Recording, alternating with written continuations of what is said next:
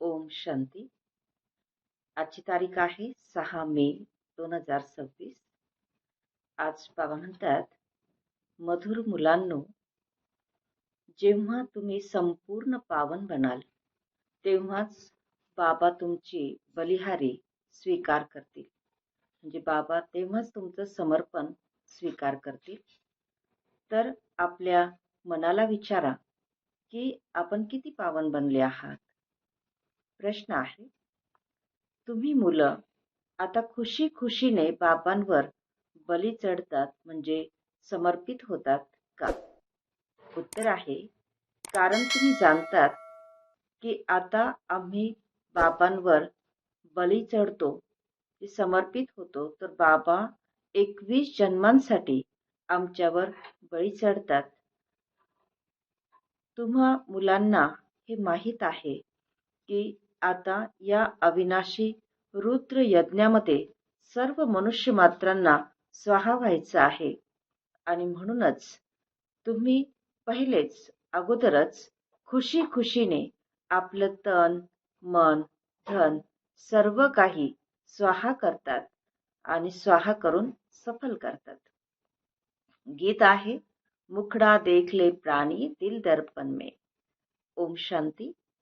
शिव भगवान वाच, जरूर आपल्या मुलांच्या प्रतीच हे ज्ञान शिकवतात किंवा श्रीमत देतात की हे मुलांनो किंवा हे प्राणी, तर शरीरातून प्राण जेव्हा निघून जातात किंवा आत्मा निघून जाते, तर हे दोन्ही गोष्टी एकच आहेत. आत्मा म्हणजेच प्राण.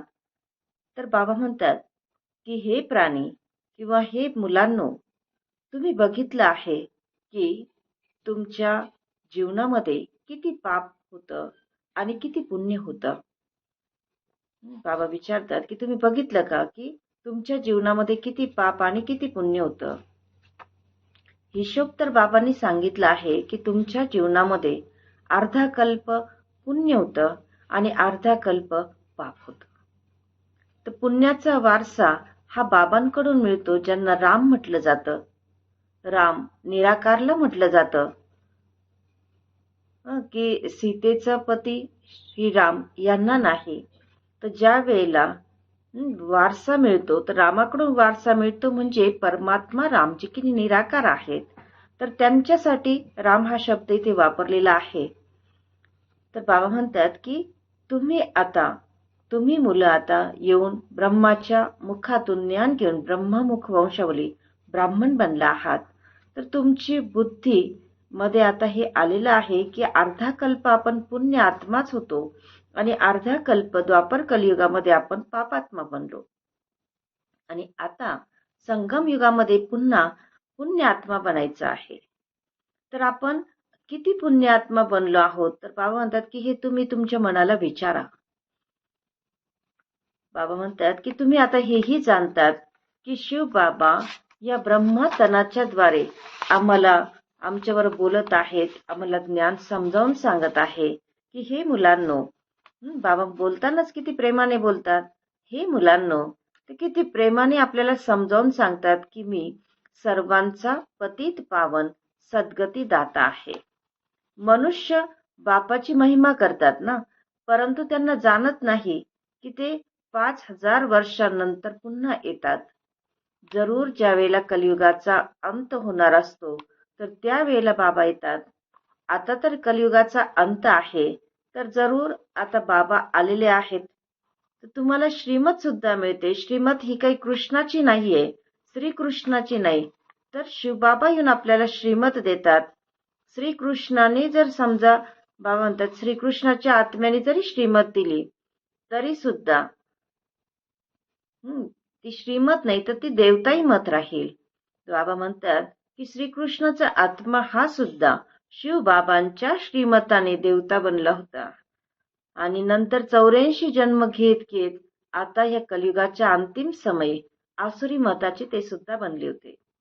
तर बाबा म्हणतात की मी येतोच तेव्हा ज्या वेळेला तुमचं चक्र पूर्ण होणार असतं. बाबा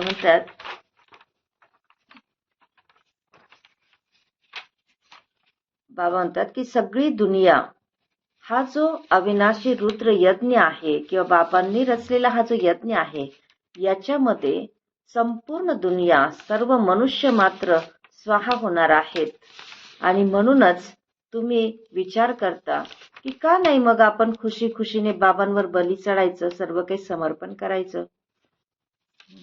कारण आत्मा जाणते की आपण बाबांची आठवण करतो आणि म्हणत सुद्धा आलेले आहेत की बाबा, जेव्हा तुम्ही याल त्यावेळेला आम्ही तुमच्यावर बलिहार जाऊ, म्हणजे तुमच्यावर संपूर्ण समर्पण होऊ. कारण आता आता आपण समर्पित झाल्याने, म्हणजे आपण सर्व काही बाबांवर बलिहार केल्याने आपल्यावर सुद्धा बाबा 21 जन्मांसाठी बलिहार जातील. त्याचं रिटर्न बाबा 21 जन्मांसाठी आपल्याला वारसा देतील. तर ही सुद्धा एक प्रकारची बाबा म्हणतात सौदागिरी आहे. सौदा म्हणजे एक प्रकारचा हा सौदा आहे की आपण बाबांना देतो काय आणि बाबांकडून घेतो काय. तर एक जन्म बाबांच्या कार्यामध्ये लावणं आणि 21 जन्मांचा वारसा बाबांकडून प्राप्त करणं, तर याच्यामध्ये ह्या सौद्यामध्ये किती मोठा फायदा आहे. तर बाबा म्हणतात, मुलं बाबांना म्हणतात की आम्ही तुमच्यावर बलिहार जातो, तर तुम्ही सुद्धा 21 वेळेला आमच्यावर बळी जातात. तर बाबा म्हणतात की तुम्ही जोपर्यंत, बघा बाबा किती छान सांगतात. बाबा म्हणतात की जोपर्यंत तुमची आत्मा पवित्र बनत नाही तोपर्यंत मी तुमची बलिहारी स्वीकार करत नाही. म्हणजे जोपर्यंत आपण आत्मा बाबांच्या आठवणीने संपूर्ण पवित्र बनत नाही तोपर्यंत आपलं समर्पण बाबा स्वीकार करत नाही. तर बाबा म्हणतात की माझी आठवण करा तर तुम्ही आत्मा पवित्र बनाल. बाबांना विसरल्यानेच तुम्ही किती पतित आणि दुःखी बनलेले आहात. मनुष्य दुःखी होतात आणि मग शरणागती सुद्धा घेतात. तर बाबा म्हणतात की तुम्ही 63 जन्म रावणाकडून खूप दुःखी झालेले आहात. तर तुम्ही म्हणजे आत्मारूपी फक्त एक सीता नाही, तर सर्व आत्मारूपी सीता आहेत. जेही सर्व मनुष्य मात्र आहेत ते सर्व आत्मारूपी सीता आहेत. रामायणामध्ये तर एक कहाणी, गोष्ट लिहिलेली आहे, कथा लिहिलेली आहे की सीतेला रावणाने शोक वाटिकेमध्ये टाकलं. खरं तर बघितलं तर वास्तवमध्ये ही सगळी या समयची गोष्ट आहे की कलियुगाच्या अंतिम समय सर्व मनुष्य आत्मे विकारांच्या कैदेमध्ये बांधले गेलेले आहेत, जे कैद झालेले आहेत. म्हणजे काय, तर सर्व मनुष्य आत्म्यांमध्ये विकारांची प्रवेशता आहे आणि म्हणून एक प्रकारे सर्व आत्मे हे रावणाच्या कैदेमध्ये कैद झालेले आहेत. आणि ह्या सर्व आत्मारूपी सीतांना त्यातून मुक्त करण्यासाठी परमात्मा राम या धर्तीवर आता आलेले आहेत आणि आपल्या सर्वांना या दुःखांपासून मुक्त करत आहेत. बाबा म्हणतात की मी येऊन प्रकृतीचा आधार घेतो, कारण बाबा निराकार आहेत. तर बाबांना प्रकृतीचा म्हणजे देहाचा आधार घ्यावा लागतो. आणि बाबा प्रजापिता ब्रह्मा यांच्या साकारतनाचा आधार घेतात. तर बाबा म्हणतात की माझा जन्म तुमच्यासारखा, तुम्हा मनुष्यांसारखा होत नाही. तर मी काही गर्भामध्ये येत नाही, तुम्ही सर्व आत्मे गर्भामध्ये येतात. आणि सतयुगामध्ये गर्भ हा महालासारखा असतो, सुखदायी असतो, कारण तिथे कोणतंही विकर्म होत नाही की जेणेकरून ज्या विकर्माची सजा खावी लागेल. आणि म्हणूनच त्या वेळेला गर्भाला महाल म्हटलं जातं. आणि इथं कलियुगामध्ये विकर्म करत राहतात की ज्या विकर्माची सजा सुद्धा भोगावी लागते. आणि म्हणूनच इथे कलियुगामध्ये गर्भाला गर्भ जेल म्हटलं जातं की जिथं आत्मा शिक्षा केलेल्या कर्मांची शिक्षा भोगत असतो. तर बाबा या संगम युगामध्ये येऊन आपल्याला कर्म, अकर्म आणि विकर्माची गती समजावून सांगतात की ज्याचे नंतर मग द्वापर युगामध्ये पुन्हा शास्त्र बनतात. विशेष करून गीता बनवली जाते. तर त्याच्यामध्ये शिव भगवान वाच्या ऐवजी श्रीकृष्णचं नाव टाकलेलं आहे. तर बाबा म्हणतात की आता तुम्ही हे जाणतात की श्रीकृष्णाचं नाव परमात्मा पित्याच्या ऐवजी टाकलेलं आहे. तर आपण बेहदच्या बाबांकडून बेहद सुखाचा वारसा घेत आहोत. आणि आता जर बघितलं तर भारत जो आहे, भारत रावणाने रावणामुळे शापित झालेला आहे. म्हणजे एक प्रकारे भारताला रावणाने शापित केलेलं आहे.